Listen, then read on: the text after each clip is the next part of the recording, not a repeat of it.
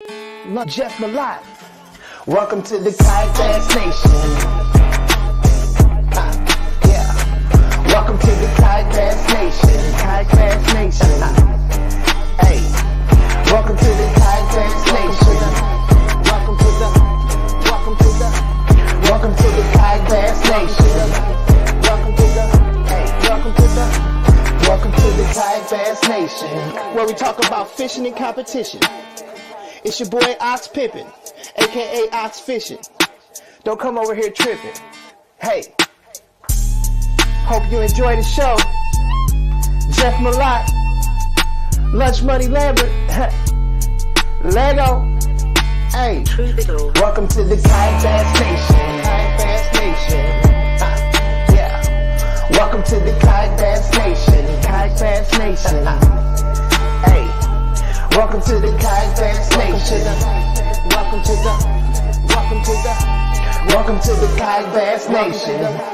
Welcome to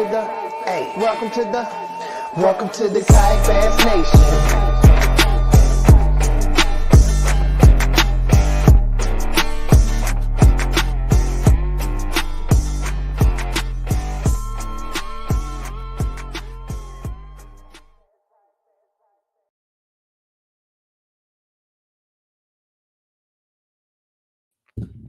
Hey, what's up, everybody? Happy Monday night. Welcome to KBN Live.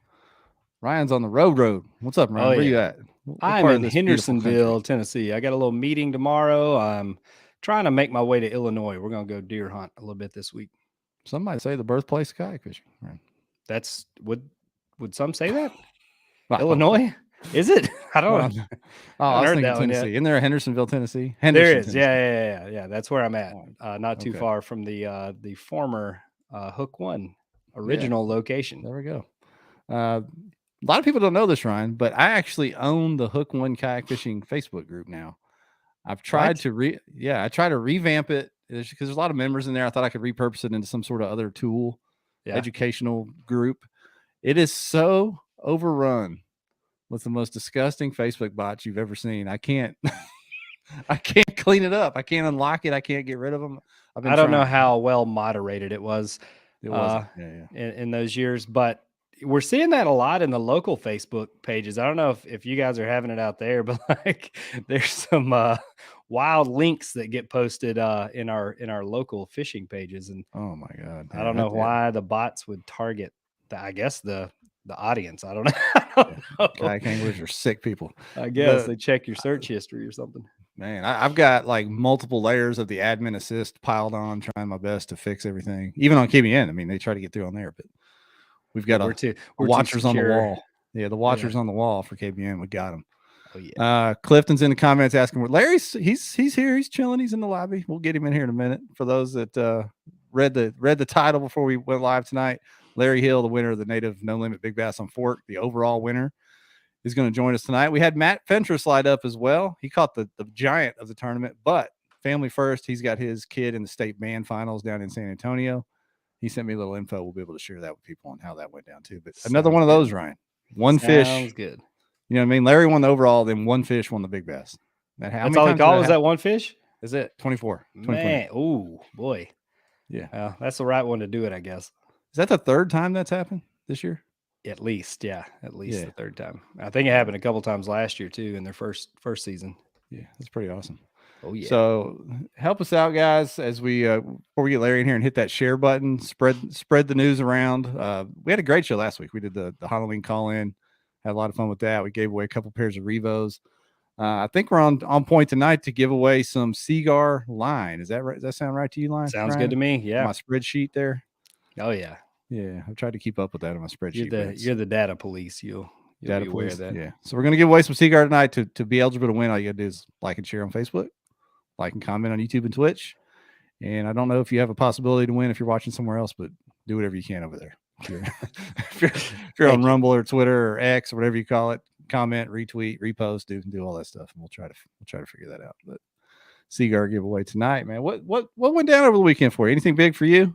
Me and Kenzo, we went to Knoxville Friday night. Eric Thomason and Marshall, we went and saw Abby Abadanza play a little live show Oh on yeah, his way yeah. down to the Saw that. TOC, and then we went and caught the Tennessee homecoming game. Okay. Pretty fair Good game. weekend. Good game. They took care of business. Man, you never know. It's next week I'm worried about. I'm not really worried about last week. Right. What did you get into? The Razorbacks won a game finally. Beat Florida. You were That was sweating cool. that one. You were talking pretty down on the boys. I thought we were and down they again. I clutched it thought up. we'd lost it. You know, they thought it was over with, but they won. They pulled it out and won. They had a Bass Nation state championship, or not state championship, state open here in Arkansas. A couple Oklahoma guys slid over here and secured a spot. Was that on Beaver? Yeah, it was on Beaver. Yeah. I did not fish it, but it was just down the road here. I was watching. I read it was tough. I read I think it was Kyle Long's post. Yeah, it was.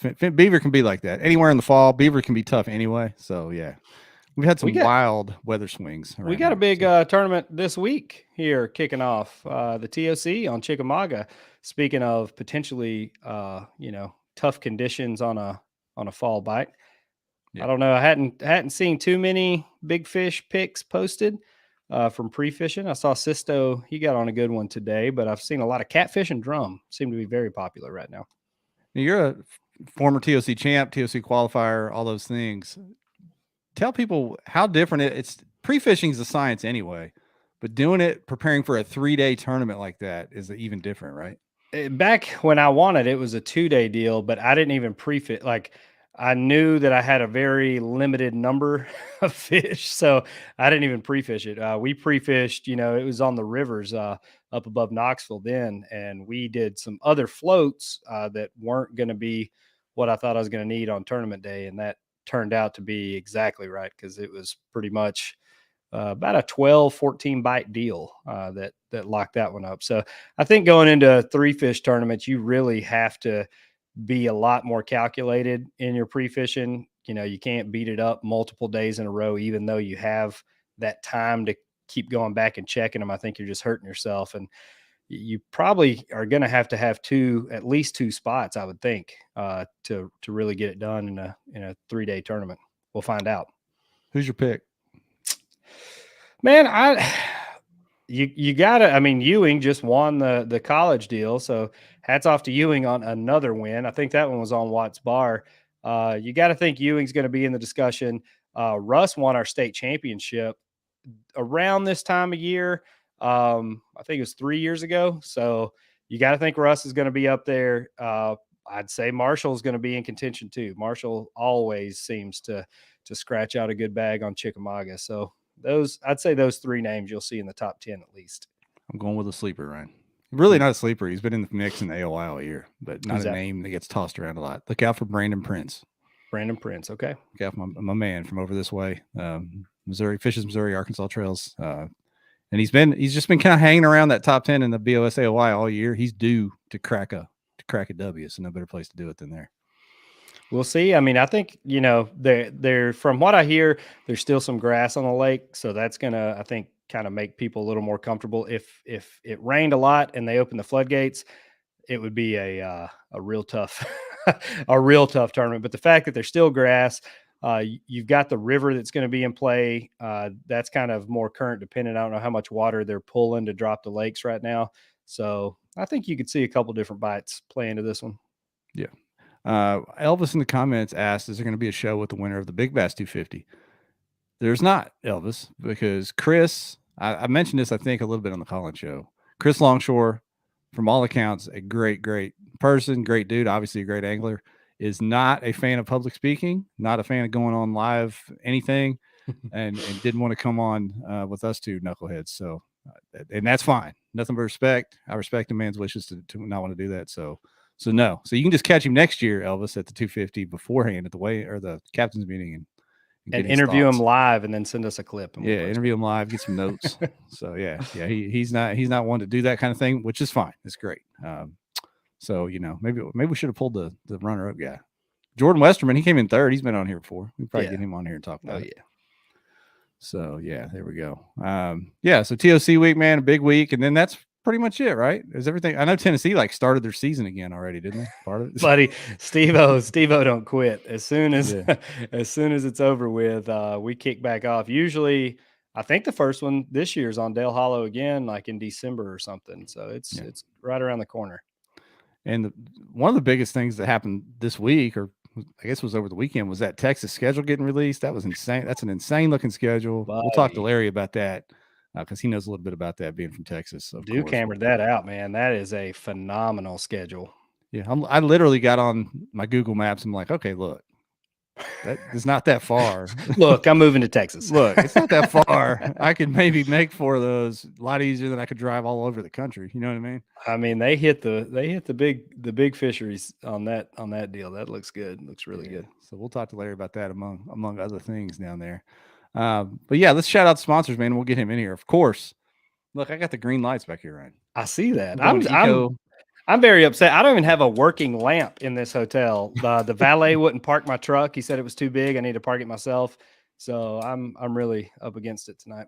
Yeah, I got the green lights with the Eco sticker back there rolling. So I'm trying to represent Eco Fishing Shop. Of course, it's not a surprise anymore. They're the new title sponsor of the show. They've been the title sponsor for a few weeks now, but pumped to be partnered up with them. You know, I've followed their social media for a while, but I never really followed deeply on their Instagram. They do some wild stuff on that Instagram. They do all those fancy reels and fancy edits over there, man. They do some good stuff. Got it down, huh? They got it down. So go over there, check out their Instagram page, and they need their Facebook numbers pumped up. So make sure you're over there following Eco Fishing's Facebook page. If you guys heard us talk about them before, I mean, those guys on most models, 0 shipping all over the United States for all their kayaks, except a certain couple of brands. And a forklift, the crazy thing, forklift never touches your boat. So you don't have to worry about holes getting punched in it. I like it. So there you go. And then, of course, Pro Guide Lithium, official battery of KBN, Bangtail Whiskey, keeping Ryan warm up on his hunting trip up to Illinois there. Oh, yeah. We gave away the Revos last week. Z-Man will be next week. And, of course, Seaguar line is tonight. So we're doing a Seaguar giveaway tonight. And then Gill gear. This is Gill time this time of year. Yep. I mean, it's cold. If you need some warm clothes, they have a complete dry suit as well, especially for you all like in the Northeast and stuff where, you know, dry suits are a big factor. Check them out, man. Use that discount code. It'll save you a ton on their gear. I see Robert Brown in the comments. I know there's multiple Robert Browns at Kayak Fish, but is this Robert Brown that just won the KBT championship? Say so in there. We'll give you a shout out if you did. That league is funny. It's opposite of what was last year and the year before. The KFL was like in your face with like over promoted. It was over promoted by blowing a up, long shot. arguing about numbers and all this. The KBT just kind of flew under the radar, but by all accounts, I think it went pretty smooth. Well, that's how you know it went pretty smooth. Yeah, this new iteration went pretty smooth. And Robert in the Virginia, the Norfolk Privateers, I believe is the name of their team out there, took home the title. Arkansas was in the Final Four, but they got beat over there. So congrats, Robert. Well done over there, Robert. There you go. Who'd have thought we'd give him a shout out tonight, right? There you go. But hey, You made it, KBT. That's right. A dub is a dub. So if they survive and they do another season, maybe we'll have Robert on again and talk about what they've done different this time around. Yeah, because obviously we should grab a couple owners and get them on and kind of pick their brains on it. Yeah, I like Robert. He's fun. We get Robert on, maybe Garrett or somebody from Arkansas. We'll get a few people on to talk about it. But with that said, tonight's guest, Big Bass. He's a big bass expert, I guess, because every time I turn on Facebook, he's catching a big one down there in Texas. We're gonna get Larry Hill in here and talk a little native big bass. Hey, Mr. Hill. Hi. How are y'all? Good. How you doing, man? Doing well. Great. Doing great. Representing Mariner Sales there. Speaking of Duke himself, the best. That's awesome. Tell us, how'd you like this format, man? We've asked, everybody that's been on and had nothing but great reviews so far, so I'm sure not going to spoil it. So it was my first time doing a no limits. I don't know if y'all have taken part in one of these before, but no, not yet. It was a little bit of a different kind of day. I've told some people I caught my 5th fish at like 11:30 or so, and I was texting people, just got my limit. And I'm like, wait a minute, that's not a limit. We get to these. And so from that point on, it was just a flurry. I had pretty much that 15 to 16 inch fish figured out. I mean, I think I caught 11 fish, and I would bet more than half were under 16. I think I caught 118 and a half. And then my big fish, that 22, came that last half hour. So Did that win an hourly big bass? it did. I caught that at 2:45 in the pouring rain, and it ended up winning the 8th hour, the last hour you could win. I was talking to Garrett on his way back, and he was saying he caught like a 21 and a quarter, 21 and a half. And he's like, it didn't even win an hourly big bass. Yeah.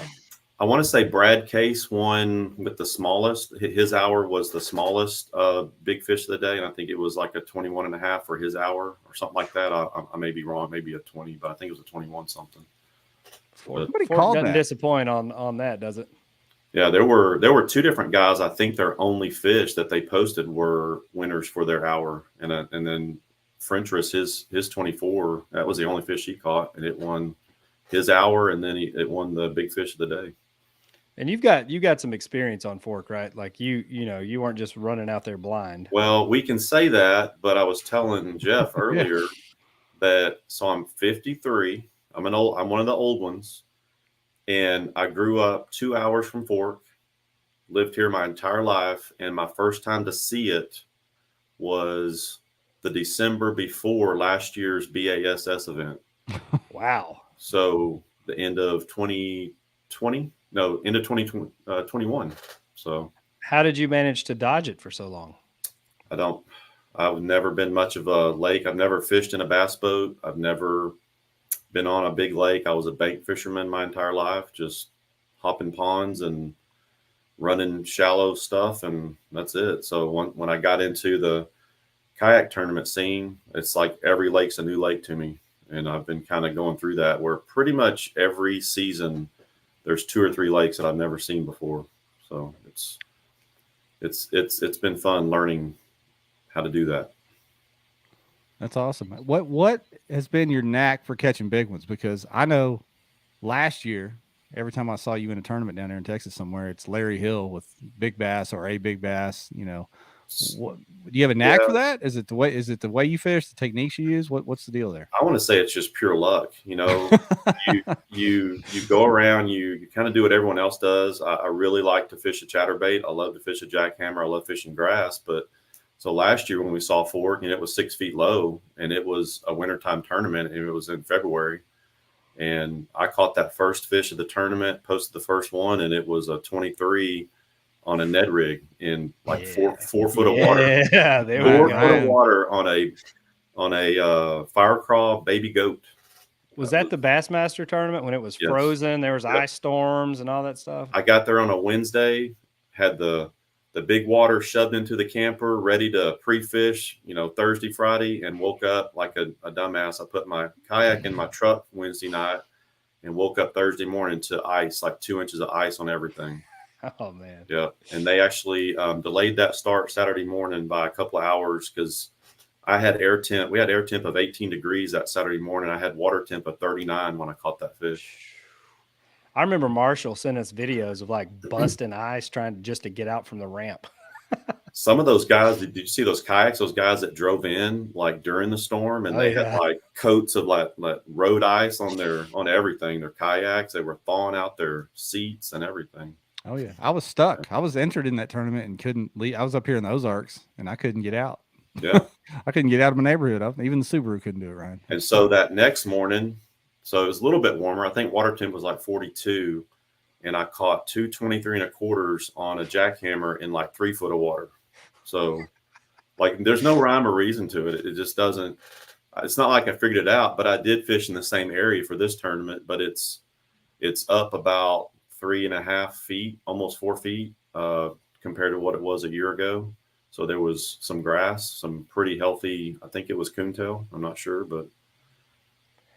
So this tournament, I mean, it fished kind of tough though, right? I mean, it wasn't a big blowout as far as numbers went. Like it looked like people were having to grind, to put up pretty good stringers. I want to say if you get they paid through 8 places, and I want to say 8th place was like 80 something inches, maybe. You have to go down and look. Yeah. Yep. Sure enough. Yeah.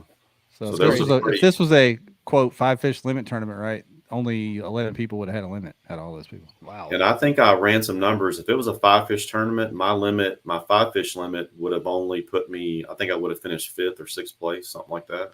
So I didn't have a lot of big fish. It was just a lot of fish. Was it just, I mean, like the fall transition? Was there any crazy weather that that affected it? Why did it fish so tough? I think it's some of that. The turnover happened, I think, a couple of weeks before that tournament.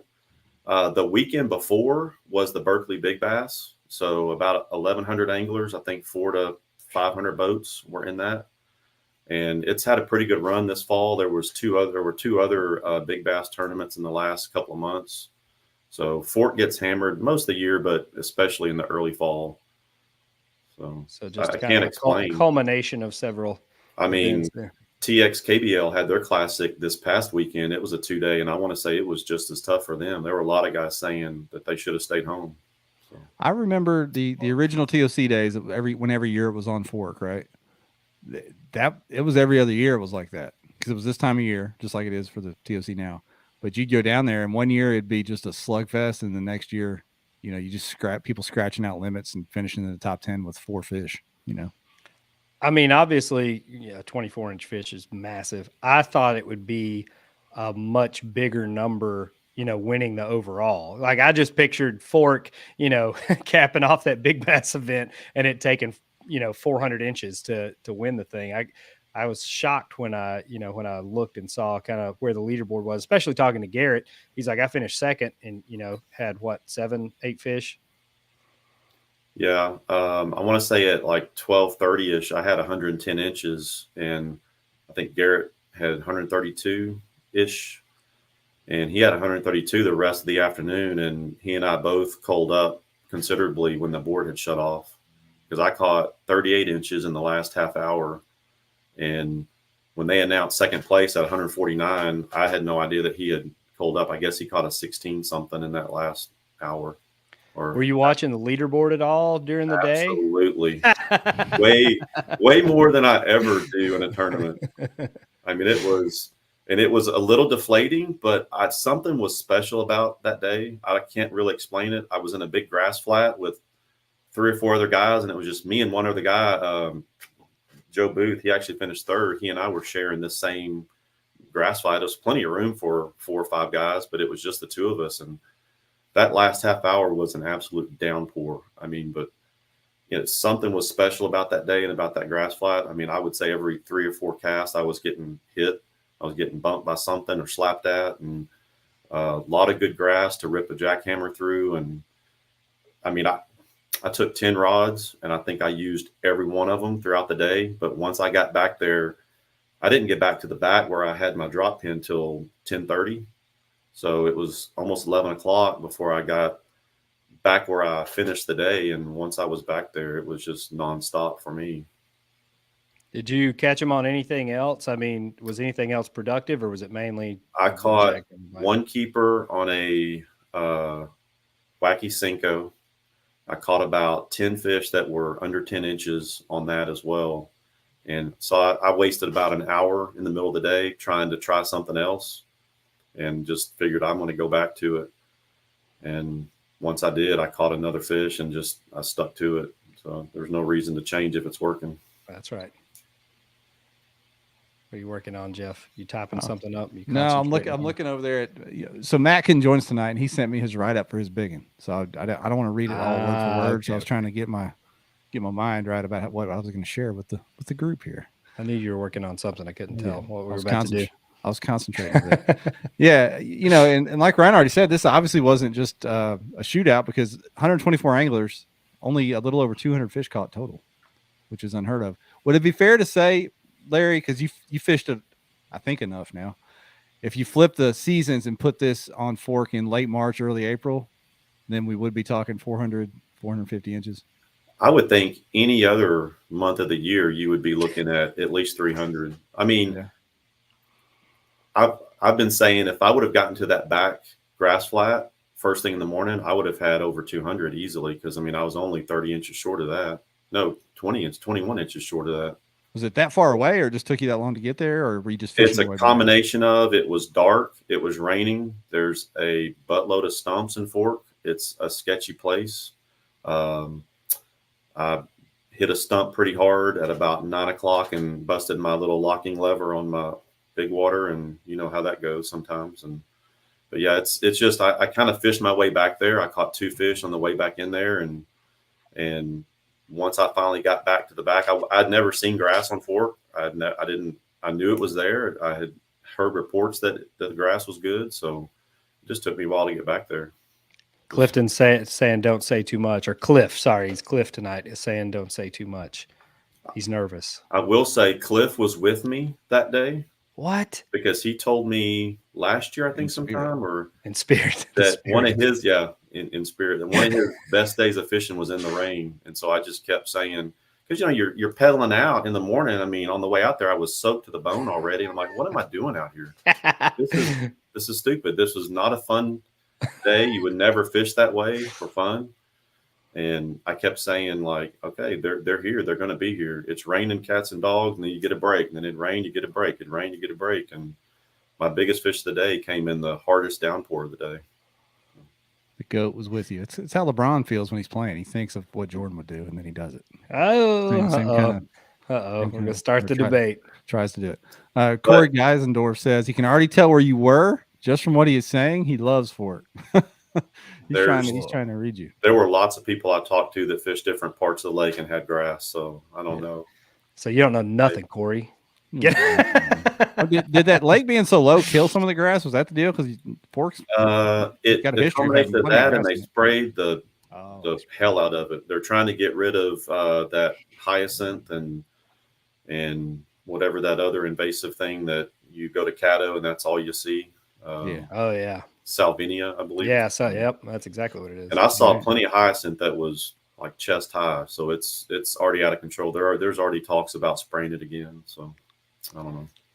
I've got some pictures of my son and I wading chest deep through some of that, trying to get to some backwater way back in the day, one of those TOCs, and that's before we knew there was gators in there. But well, we were trying to drag. You made it. Yeah. Y'all had mentioned that it was a really low limit, 178.75. It felt high to me, but I didn't know any of the numbers for the other no limits tournaments until I started checking after that one was over. And I think the second lowest was 211 or 210-ish in the Carolinas, the top one being 450 something. So yeah, in the grand scheme of things, I don't think they were thinking that Fork would be that low. In my head, I pictured it being just a blowout, but obviously, there's a lot of different factors at play. And I think the time of the year, like you said, after the lake had turned over, it probably changed things up quite a bit down there. Yeah. And I wonder if the hourly, this may have been the biggest hourlies of the year, even though the overall numbers weren't the highest. I haven't done the research on that, but I wonder if the average per hour plus overall big bass was the biggest, even though it was the fewest fish. Where else was it Santee? Santee turned out some good ones in it. Yeah, they sure did. We'll have to get Vinny on the case there. He probably has that on some spreadsheet somewhere. He's organized. So. I want to say that they had mentioned, don't be surprised if a 17 or 18 wins an hour, but yeah, that wasn't the case for us. Yeah. Somebody last week, in the call-in show, they were saying, oh no, it's going to be 22 for every hour. They were talking big. So they were pretty close. Almost. Pretty close on that call. Yeah. What other trails do you fish down there in Texas, Larry? So I fished the North Texas Kayak Championship, Duke Trans trail. That's my primary trail. I won an AOI last year in the Northeast Texas, the one that went. No, I'm sorry, this year actually, the Northeast Texas KBL, the one that went belly up. So you killed it. You killed the whole series. I was actually the AOI. They decided, well, he's in the lead, so we're kind of done here. That's how you do it right there. Stir some controversy to shut the season down and take that AOI. I actually won. So that was the only other tournament I won this year. I won the Lake of the Pines tournament there. I'd never fished Pines and went there and beat up on O'Brien Howell up there. That's BDH, boy, old BDH. Happy belated birthday to BDH, by the way. That's my target for every tournament is to kill BDH. I can tell you, if you can beat BDH, you've done well. Yeah, Mhm. you've done well in the tournament if you beat him, if you finish ahead of him, you've done Yeah. well. So my first year of tournament fishing was 2021. It was pretty bad. You know, the learning curve is steep. 22, I got a big water and a trolling motor on the front, put the XI3 on the front, and it was a game changer. And I won my first tournament on Athens with the Northeast Texas KBL, and then I won the North Texas Classic on Athens, which was my biggest win up until now. And then I went and won the North Texas KBL Classic on Caddo, a 2-day on Caddo last year. So I had those 3 wins last year. And then this year was a little slower, but got that 1 win at Lake of the Pines, and then had my best AOI finish for North Texas, I think 7th. So that's kind of my goal for next year, is to do a little better for AOI for the North Texas Trail. So it's safe to say that getting that Old Town changed your fishing career. It was a big one. Okay. All right, you talked me into it, Larry. That's why I wore this hat tonight, Ryan. I knew. Well, We'll have to you go look up an know, Old Town. as a winner of the overall No Limits, they sent me a kayak, a native kayak. So I'm thinking 2024, I may just parlay that into the Titan X. So we'll see. I wanted to go. I was actually going to drive up to Chickamauga this morning and see Abby's got his Titan X, and I wanted to see it on the water and, you know, get a feel for it and see what they had changed and how it kind of affected the, you know, previous Titan models, what the improvements were. Unfortunately, I ended up having to work, so didn't make it up there. But I think that is a great boat. I think they integrated a lot of really cool features into that. It looks like it would be super easy to rig out with a motor. I'm really excited. I saw it for the first time in person. I went to see Duke last week, and he had one there in the showroom. And you know, I've seen videos of it and seen the, you know, reviews and whatnot, the walkthroughs, and to see it in person, it's impressive. So I'm looking forward to making that switch. It's always good when they listen to the customers and, you know, make changes. Like, you can keep putting out the same boat forever, but unless you actually take that feedback and improve on things, I think that's how you gain market share in this business. But what do I know? You know, I think we'd be doing disservice if we didn't touch on the overall big bass for this event, Ryan. Touch on it. So let me throw this picture up, and we'll talk about Matt's big bass. I wish it was my big bass. Could have been right there. So look at this prehutoric beast. Oh, paintbrush tail. Yeah, the perfect kayak tail. She's been through it a few times. Yeah, she's been through it. She's been caught a couple times. 24-inch monster. And I got a message from Matt. He was kind of giving me the lowdown on how he. First of all, he said he loved the format, unique format. He enjoyed that, but he was using a 7-inch Berkeley power bait blue fleck worm, old school fishing, ribbon tail worm, working stump roots in an area that he had found. Didn't have a lot of time to practice, he said, before he got there. So he went to an area that he knew with a lot of stumps, worked it with this power worm, and this is a story that as old as time with big fish. I'm telling you. Working one point, got hung up on a stump. After getting hung up, flipped to the next big stump and noticed his kill switch was tangled up with the butt of his rod. So he started messing with that and noticed his line swimming away. So how many times does that happen where you're not paying attention, and then you look up and your line's 10 feet to the right, and you know, game on, you got a giant. So, It's all I was going to say. It's never a little fish when that happens. No, never a little fish. Never a little fish. So he said, set the hook, one little jump, boom, in the net, 24-inch fish. It's his kayak PB. So there you go. That's how. Imagine that thing in the spring. Like, that's a freaking hog right there. Yeah, so pretty cool story, man. And I actually had that worm tied on, but it did not work for me. Didn't work for you. Is Matt the one that always wears the black plastic gloves? Is that Matt? No, I know who you're talking about. That's someone else. I want to say I don't remember, but no. It's one of the Texas guys, because he's always holding. You always see a black, like a black surgery glove and a giant freaking bucket mouth. I know Jeff White wears the black gloves from time to time. I don't know. I'm gonna have to go back through all the pictures now and find it. Got to know. I must know. What's the reason behind that? I have to know that. I said they're warm. He said they're actually like, he wears those instead of, like, you know, insulated gloves, so he can still feel his line and tie knots and used fishing equipment, I think. Like the black. Oh, okay. Jeff cooking White. barbecue. There you go. There. So there was Oh, another, that's him. There he is. See? was it? Yeah. Yep. Jeff White. Nailed it. There was another pretty cool story. They actually gave like a sportsmanship award of some sort, kind of a last minute thing where a guy, I don't remember his name, he had caught, I want to say he hooked a fish on a fluke. It wrapped him around a tree. It broke him off. He left. He came back to the area and the fish was floating like he had never left the tree. And it ended up being like a 23, I want to say. And so he called the TD and they had a discussion and they decided that he couldn't enter that fish. So, boy, he'll never make it as a PKA. Come on, man. Hell, you go find other people's fish tied up around a tree and submit them suckers. Yeah. That's Wow, crazy. yeah, that's cool. That's what this sport's all about. I mean, at the end of the day, we're all out there 99% of the time on our own. So, you got to have some integrity out there in the water, right? Oh, yeah. You got to police yourself, hopefully. Yeah. Yeah. We don't have drones watching everybody quite yet. Boy, when that day comes, that's going to be it's going to be a hell of a time to be alive. Hey, did you see my picture I shared today of the drone toilets, Ryan? Yes, I did. I was driving. I was like, what even is that thing? A drone toilet. You can just call it in. We're already in kayaks. What more of a toilet do you want? Hey, man, I don't know. Come on. Why do you think they put scuppers in those things? I'm saying. I've seen Jim Clark's drive hole one too many times there. Wow. You saw his dry hole? Saw his drive. Dry.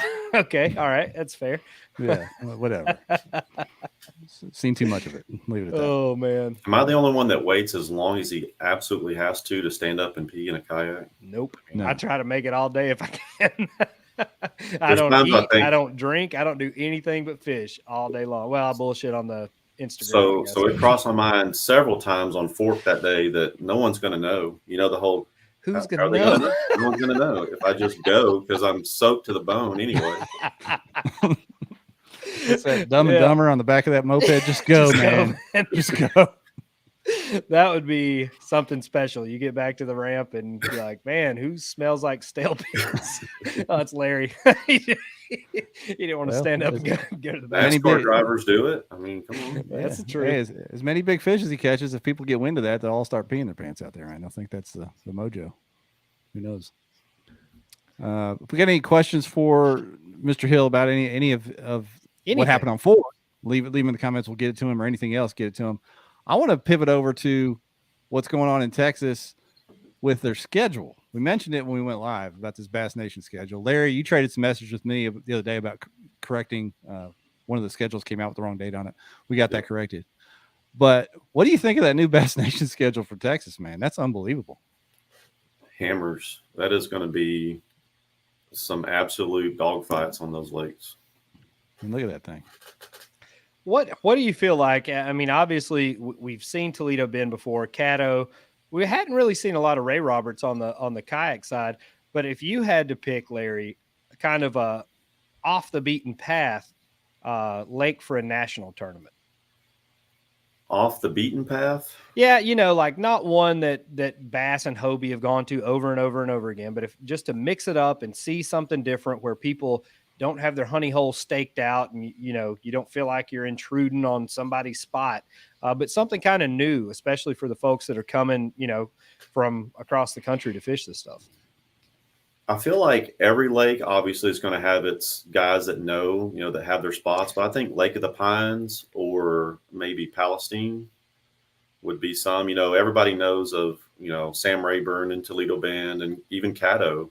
As beautiful as Caddo is, I think enough people fish it every year, Caddo, Bistineau, et cetera. But there's been a lot of chatter that Brownwood is going to be the sleeper of all those. And I've never fished Brownwood. I mean, I don't know anything about it, but a lot of guys are saying that it's probably going to produce the biggest limit of April 27th is a damn good time to be putting out a big limit too. I mean, I'd say the fishing will be hot in April.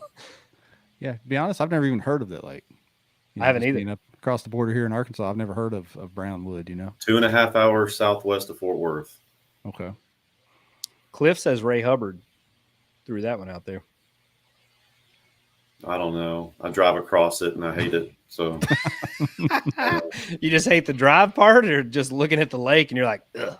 that drive to Fork that Saturday morning was a beating. It was raining. It was bad enough, but there were 2 accidents around the Ray Hubbard Bridge area. And I've been stopped before. Last year we had a tournament at Fork, or it might have been earlier this year, and I was stopped for 30 minutes on the Ray Hubbard Bridge. So at 4 a.m. for no apparent reason. So Don't talk about Lake of the Pines, zebra mussels. We're getting all kinds of Cliff said he hates the 30 bridge too. This is a good question, and I think we have the answer to this. Derek Bushnell from YouTube asked, do you have to live in Texas to be able to fish this? no. And the answer is no. Nope. You do not. So as best I can tell, here's the order if you want to fish it. Join your regular Bassmaster first. I think they're running a special right now for $17, like half off your 1-year subscription.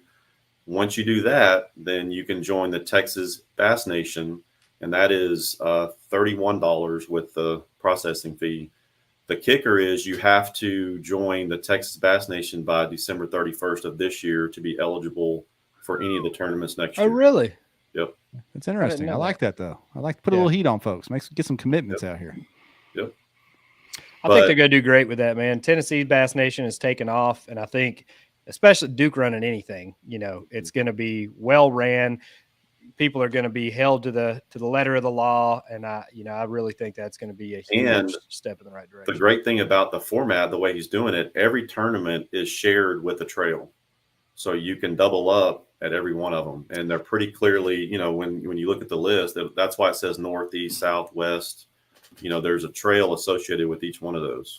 And that's something we talked about. Was it a couple of weeks ago, Jeff? Like how to grow Bass Nation in these states. I think you have to partner with the local clubs.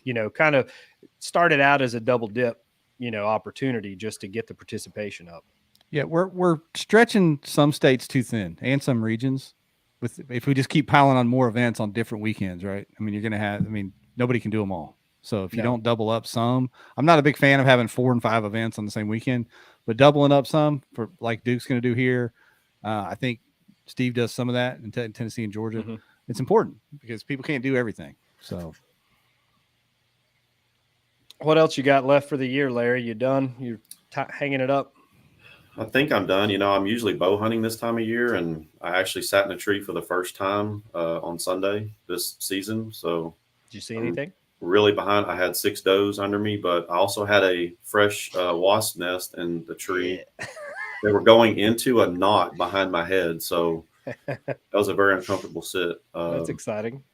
But there's one tournament, I think it's December 2nd. It's the Louisiana State Championship. BDH is the defending champ of that one, so why not take a shot? That's actually on Toledo Bend, so I'll actually fish the Texas side of that one if I decide to do that one. We didn't see any Toledo this year, did we? Nobody had a big one there, did they? No, they had Sam Rayburn instead. Yep. Yeah. That Texas schedule, man, it's something else. It's enough to make a guy consider a guy like me from Arkansas or maybe somebody from Louisiana, wherever. You get called out in the comments. Crystal says that's what you always say. You're done. Yeah. Yeah. Driving to Texas and making this a part of their actual travel schedule, traveling in from Arkansas, Louisiana, wherever, because those are bucket list lakes, a lot of them. And you only have to fish 4, I think, to be in the AOY. It's your best 4 events count, if I understand that right. So I want to say this, Marvin Forte was saying this No Limits had 6 states represented. I saw Arkansas, Colorado, I'm not sure what other states. I'm sure Oklahoma, Louisiana, places like that. So yeah, if it wasn't for the Big Bass 250, I'd have been there. It was kind of a coin flip deal because I was planning on going to Fork originally. Decided on the 250. Hopefully, if they come back around, they won't be on the same weekends like that again. But yeah, that'd be good. Be real good. Larry, I wanted to touch on a little bit of what you actually do in the real world outside of kayak fishing. I had no idea of this until we were just sitting here chatting before we went live. I do have a real job. I don't fish for a living. Yeah, just like the rest of us here. Well, none of us are PKAs on the show. Tell us a little bit about your background. Yeah. I am a graphic designer. I've been doing that since 95 when I graduated college. And I actually work at Texas Motor Speedway. Been here for 21 years. So I work in the NASCAR space. I do have the occasional schedule conflict with race weekends, but next year looks really good so far. But I do kind of, help out some trails, some local trails. I helped Duke out with some art and some logo stuff. I did the Throwdown logo this year that was new for this year. I did his trail refresh on his logo last year. So I just kind of do that for fun and don't really charge for it. Just doing my part to contribute to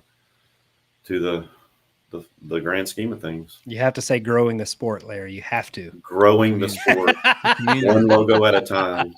Growing the community. Yes. So I'm on the way to Illinois, but I'm going to deer camp with Austin Dillon, one of the NASCAR drivers. I got him and Co Wetzel, who just played at the Texas Motor Speedway for the Highway 30 Music Fest. We're going to go up there and chase some deer around. Are you going to bow hunt? Or are you going to gun hunt? Bow hunt, yeah. It's bow season, and they are killing some giants. They've killed like 14 over 170 in the last 2 weeks. So wow, we're going to have a good time up there, I hope. I've been pretty much bow only for the last 15 years or so. I think I don't even own a gun. Actually, my wife, Crystal, who commented earlier, she's the only gun owner of the house. She has a pink shotgun. So well, she'll take care of you, Larry. Don't worry. It'd be scary to be confronted in a dark hallway with a bow, I think. You wouldn't even know it. You wouldn't even know you were in the sights. Yeah. Yeah, it's funny. My son called me last night, Ryan, and told me this long story about a giant deer that he shot with his bow in the wee hours of the afternoon, and he spent 3 hours and he couldn't find it. He still couldn't find it this morning. Yeah, they're tricky, man. You got to, especially if you don't, get a good vital shot, you got to leave them alone. I usually leave them overnight and go back and start the next morning. I don't care what they say. If you bow hunt long enough, it happens to all of us. Oh, yeah. Oh, yeah. We tracked one for, I don't know, I think 6.5 hours. When those freaking Rage broadheads came out, I was like, oh, man, these are so cool. Shot one in the shoulder. Oh, my gosh. 6.5 hours on my hands and knees trying to track a blood trail. It finally just dried up, and I was like, all right, back to the old fixed blades, please. We got a question from Derek on Facebook for Larry. He says, who's your favorite driver, since we're talking NASCAR now? Well, it was Jimmy Johnson for so many years and 7 championships and whatnot. But I would say right now it's probably Ross Chastain, just because of his Martinsville trick that he did last year where he put the hammer down and rode the wall all the way around. And yeah, I could list 10 or so. Kevin Harvick just retired. Who's the GOAT? The GOAT? Yep. Well, is it Dale Earnhardt? I mean, that's a question, man. I think it is personally. I think when Dale died, it hurt my feelings. I don't watch that circle track stuff anymore. That made me sad. We are a Chevrolet track, so I kind of have to name Chevy drivers. So yeah, I mean that's the only ones worth naming anyway. Mm-hmm. So were you a NASCAR fan that sought out this job, or did you get this job and become a NASCAR fan? Not at all. Not at all. I had been laid off from a job, and I want to say that I applied with about 1,500 other people and didn't hear anything back, and called about 2 months later and got through to somebody. He said, I'm sitting there looking at a stack, don't know how to even pick. So if you want to come on in, come on in. So, I called 2 months later and they're like, hell, I hadn't even looked at any of these applications. You can have it if you want it. Next thing you know, I'm making logos for Jimmy Johnson. You never know how it's going. That's awesome. Yeah, that's cool. What parallels do you see? I mean, obviously you're on the marketing side of things if you're in graphic design, right? What parallels do you see, or mistakes do you see being made over here on the fishing side of things that folks could clean up that you see work well over on the NASCAR side of the world? You mean as far as trails and like marketing wise, like trail branding, personal branding, anything? Well, there's a lot of bad art out there. I know that.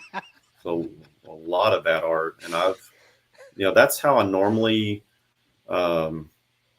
get these little side jobs, and most of them don't pay or don't pay much, but I just say, hey, can I help you with your stuff? TexasBowhunter.com I've been a member there since 2000, and that's how that relationship started. So I'm kind of on the ends with those guys, and I've been helping them for years doing shirt designs and anything they need. And so I would say there's a lot of desktop publishers out there that are perpetrating as graphic designers, but I mean, to each their own, and that's their deal, not mine. But I do try to help out where I can.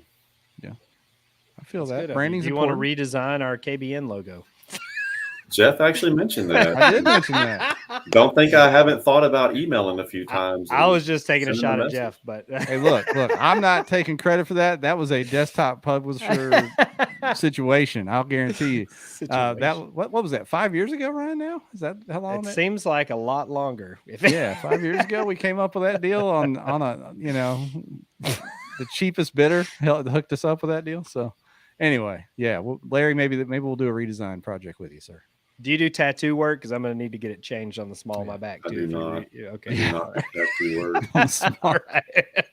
Ryan's got half on his back, and I got the other half on mine. So They fit together. Yeah, it's weird. It's the opposite of We call that- spooning. It's like back to back. Yeah, well, I mean, we don't really go that way. Call that synergy, but whatever. Yeah. Yeah.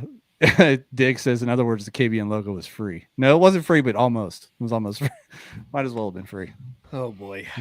But hey, you know what? It served its purpose. It's people know it when they see it. They have a certain feeling when they see it. They Yeah, know. it's on bathroom walls everywhere. Yeah, that's right. That's right. Yeah. What other questions does everyone have for Larry? Please throw them in the comments. I think it's been a great conversation, man. We appreciate you taking the time to do this. You're an interesting cat, Larry. I'll give it to you. I appreciate that. Yeah. Cliff says you're the real people's champ. Yeah, I've always said people chump, but I mean, Whatever, potato, tomato, whatever they say. I've now seen Clifton at least 3 different times say he's coming out of retirement and fishing this Bass Nation trail down there. he said that last year or earlier this year for a tournament on Granbury, and I think he was home drinking whiskey in bed by like 10 o'clock that morning. I find that very hard to believe. That's not the Clifton I know. That was a brutal day on Granbury that I actually met him for the first time that morning at the ramp. So, For the first time ever? Yeah. Oh, wow. How was it? he was taller than I thought, and he's the real deal. He really is a large man, in case anyone's wondering. I mean, I'm 6'3", and I was looking up to him. So Oh, yeah. Him and John are both freaking giants. Big boys. It's not just the keyboard. They're actually huge. Yeah. But gentle giants. Nice fellas in person. Oh, yeah. Nice fellas in person. Yeah, good guys. Clifton, great. If he fishes, maybe I can get him to meet me there, and we'll fish together for the Ray Rob tournament. That'd be fun, right? Oh, yeah. You'll have to make sure the GoPro's running for that one. Yeah, that'd be fun. We'll go off somewhere and the sport needs a good Allen comeback. So yeah, Mm-hmm. Agreed. it does. It needs Jim Clark to come back too, right? Can we get him to come back? Those two at the same time would be great. Yeah, I miss And old Jim. Conrad, man. I miss old Conrad, to be honest with you. Yeah. Haven't had any witty banter in a while. When the pandemic disappeared, so did Conrad. We don't need that back, but we need him back. We need him back. So Ryan, when are we going to see you in Texas? Possum Kingdom for sure on the big schedule. I'll be at PK for sure.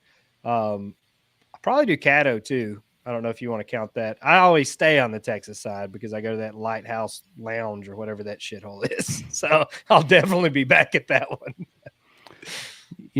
They're not double dipping with the big Bass Nation one for that, are they? Because I know both are on the schedule. It's 2 different times a year. The Bass Nation Nationals in the fall, and then this one's in Caddo, the spring. I want to say it's going to double dip with Lance McWhorter's trail.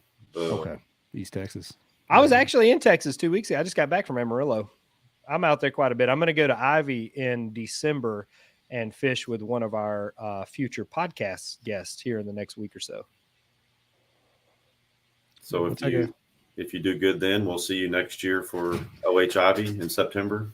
Maybe. I just want to go catch a giant, and it's Jason Kahn. He guides out there in the wintertime. So I think me and Co are going to jump in with him and try to go smash a double digit if we can. That'd be dope. We got Duke in the comments. We should have sent Duke a link. Have him come in here and talk a little Bass I Nation. know we kind of missed that. We've hyped his whole trail up and dropped his name 50 times and didn't invite him on the show. Poor Duke. He's too busy. He's too Sorry, busy to Duke. mess with us yahoos anyway. Sorry, Duke. None but love for you.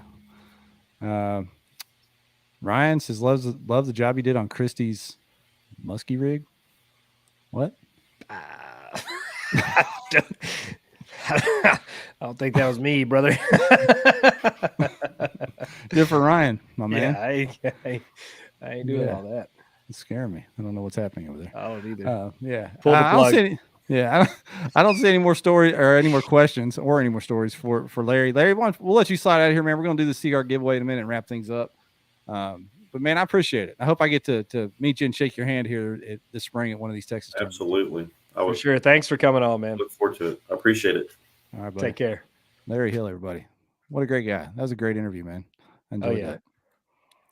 I enjoyed that one. I feel like Larry's got some zingers in him. He's got that kind of sneaky, dry approach, like he's gonna burn you. Yeah, if he appreciates Clifton, then I know he does. Yeah, you know what I mean? Because Clifton's one of those kind of guys too. He's funny, dry humor guy. He just the way he was talking, he reminded me of Clifton, to be honest. Yeah. Let me try to get this giveaway tool pulled up. Okay. Get this done, and we'll go watch the second half of the Razorbacks, Ryan. What do you say? Opening night of basketball tonight. I know. Some of my friends are up at the Tennessee game. Check the score. They're up 46-22 at halftime. It's a good start to the year. Yeah, it's a good run. Purdue was beating Samford like 52-17 or something when I was eating dinner. Purdue's salty because they came over here and got housed by us. I say housed. They got beat by us in the exhibition game. Oops. So they weren't real happy with that. They tried to blow it off like, we weren't trying. It was an exhibition. You know how they do. Oh, yeah. All right, y'all. Oh, look at you. I'm not letting these fools jump the gun anymore. I'm changing that. I'm changing that stuff up. We're going to do Seaguar giveaway. We're going to throw hashtag Tatsu in the comments. And I'm not going to put it in there as not to put our name on the list. I like it. So we'll give you a few minutes to get in there. Man, I'm excited. I know it's TOC week, so I'm assuming Hobie's going to drop their schedule. I'm excited to see what it looks like. It's usually right around this time every year, so I anticipate that to be happening this week. Between that and the Bass National schedule, which is real spread out, this deal in Texas, Arkansas doesn't have one yet.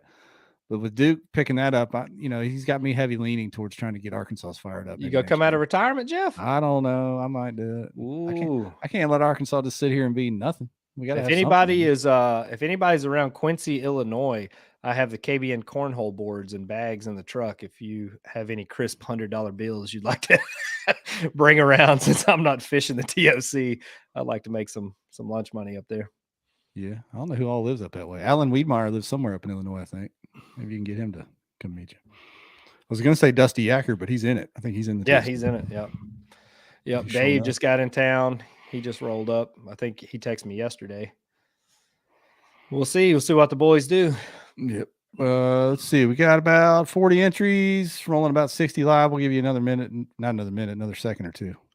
Get in the entry, and then we'll pull the draw. TSC again. Starts tomorrow, right? Yeah, a 3-day deal, man. Yeah. Midweek. What do you think about that midweek? Let's talk about that for a second. What's your opinion on it? For a championship, I absolutely love it. For any other trail, I think it's like if you're just trying to have a regular season, it's a disaster because not many people can. For a championship, like when Bass does that, at first I was like, man, this is ridiculous. But going to the Bass Championship and fishing it on Chickamauga, like they had it this last year, I love that because you didn't have the same boat traffic. You didn't have to put up with as much fishing pressure. It was fantastic. I love that. Just for the championships, though. What about you? You like that?